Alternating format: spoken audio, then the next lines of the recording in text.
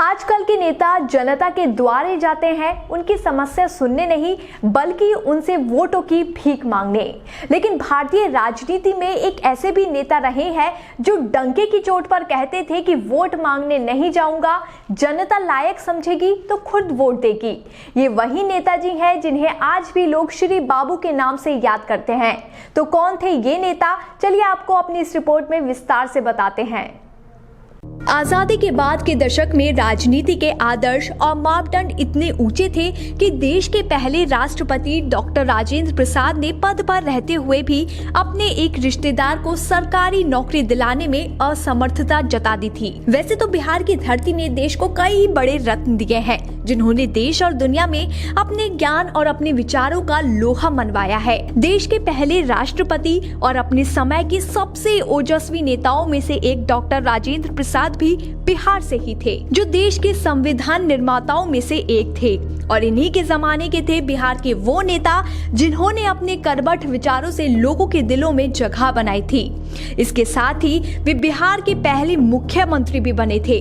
दरअसल हम बात कर रहे हैं श्री बाबू के नाम से देश और दुनिया में प्रसिद्ध बिहार के पहले मुख्यमंत्री कृष्ण सिंह की। 21 अक्टूबर 1887 को बिहार के मुंगेर जिले में स्थित खनवा गांव, जो अब नवादा जिले में है, वहां बिहार केसरी कहे जाने वाले प्रदेश के पहले मुख्यमंत्री श्री कृष्ण का जन्म हुआ था।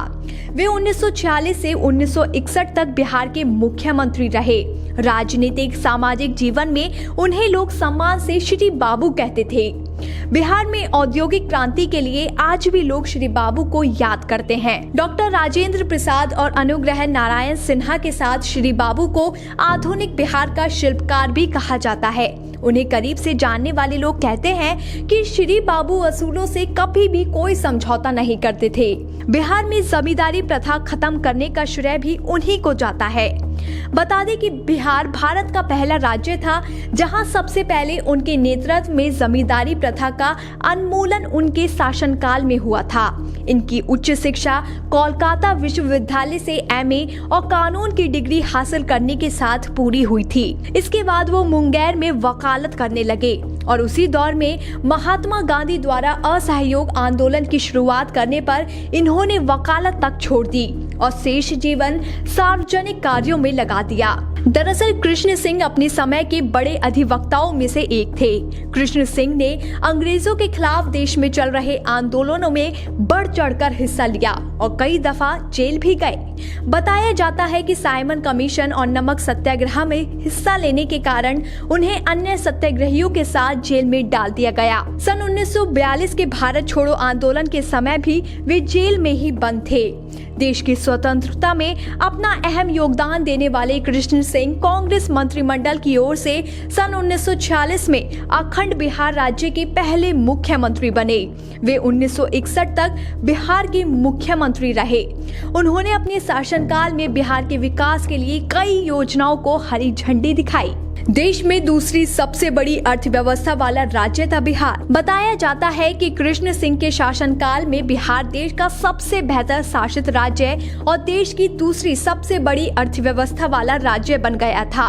उनके शासनकाल में बिहार में कृषि, शिक्षा, सिंचाई, उद्योग, स्वास्थ्य और कला के क्षेत्र में उल्लेखनीय कार्य हुए, जिनमें भारत की पहली refinery Barauni oil refinery, Bharat का पहला खाद कारखाना सिंदरी और बरौनी रासायनिक खाद कारखाना, एशिया का सबसे बड़ा इंजीनियरिंग कारखाना भारी उद्योग निगम हटिया, देश का सबसे बड़ा steel plant Bokaro steel plant, Asia का सबसे बड़ा रेलवे यार्ड गढ़हरा, आजादी के बाद गंगोत्री से गंगा सागर के बीच प्रथम रेल सह सड़क पुल राजेंद्र पुल, कोशी प्रोजेक्ट पूसा और सबौर का एग्रीकल्चर कॉलेज भागलपुर, रांची और बिहार विश्वविद्यालय जैसे कई अनगिनत उदाहरण हैं। आपको बता दें कि कृष्ण सिंह के इन उन्नत कार्यों की वजह से ही उन्हें बिहार में औद्योगिक क्रांति के जनक और बिहार का शिल्पकार भी कहा जाता है। बिहार में जमींदारी प्रथा का उन्मूलन भी इन्हीं के शासनकाल में हुआ था। बताया जाता है कि वो चुनाव में कभी भी अपने लिए वोट नहीं मांगते थे। खबरों के मुताबिक कृष्ण सिंह सन 1957 में शेखपुरा जिले के बरबीघा से चुनाव लड़ रहे थे और इस दौरान श्री बाबू ने अपने सहयोगियों से कह दिया था कि इस चुनाव में वे जनता से वोट नहीं मांगने जाएंगे। उन्होंने कहा था, अगर मैंने काम किया होगा या जनता मुझे इस लायक समझेगी तो वो मुझे वोट देगी, अगर मुझे उस लायक नहीं समझेगी तो वोट नहीं देगी। इसके बावजूद उन्होंने बिहार विधानसभा चुनाव 1957 में शानदार जीत हासिल की और बिहार के मुख्यमंत्री बन गए। लेकिन ये चुनाव उनकी जिंदगी का अंतिम चुनाव साबित हुआ और 31 जनवरी 1961 को उनकी मृत्यु हो गई। लेकिन कहते हैं ना कि मरने के बाद सिर्फ मनुष्य का शरीर नष्ट होता है, उनकी कीर्तियां फिर भी अमर रहती हैं। ठीक उसी तरह आज भी बिहार में श्री बाबू सिंह जी के काम और उनकी नाम की चर्चा जनता के बीच उतने ही इज्जत और सम्मान के साथ की जाती है। स्वर्गीय मुख्यमंत्री कृष्ण सिंह जी के शासनकाल को बिहार की राजनीति में अब तक का सबसे बेहतरीन और सुनहरा दौर माना जाता है। उनके द्वारा किए गए कार्य और उपलब्धियां आज भी बिहार के राजनेताओं के लिए एक बड़ा चैलेंज जैसा महसूस होता है, जिसे पूरा कर पाना वर्तमान काल में काफी मुश्किल या यूं कहे कि असंभव सा लगता है। जनता के दिलों में राजनीतिक, सामाजिक और मानसिक स्तर पर स्वर्गीय नेता श्री कृष्ण सिंह जी ने जो जगह बनाई थी, पिछले कई दशकों में देश का कोई भी राजनेता बिहार की जनता के दिलों में उस छवि की बराबरी नहीं कर पाया है। BBPN की रिपोर्ट। ताज़ा खबरों के लिए बने रहिए BBPN नेटवर्क के साथ, क्योंकि यहाँ आपको खबरें मिलेंगी नए भारत की। हमारे साथ बने रहने के लिए हमारे चैनल को सब्सक्राइब करें और शेयर करना बिल्कुल ना भूलें।